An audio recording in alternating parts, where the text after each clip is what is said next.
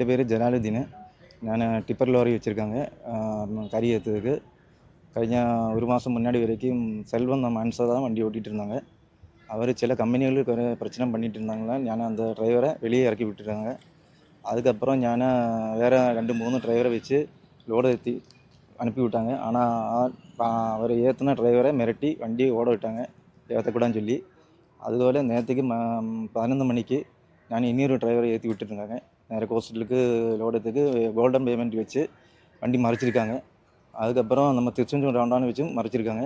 Driver ஓடி போயிருக்காங்க. டிரைவரை அடி கொடுத்து அவரை ஓடி போயிட்டாங்க. அதுக்கப்புறம் நான் வண்டி நம்ம யார்டில் கொண்டு விட்டுருக்காங்க. நேற்றுக்கு நைட்டு ஏதோ மர்ம நம்பர்கள் என் கண்ணாடி வண்டியெல்லாம் உடச்சிருக்காங்க. அதுக்கு காவல்துறை எனக்கு எது நடவடிக்கை எடுக்கணும்னு நான் தாழ்மையாக கேட்டு சொல்கிறேன்.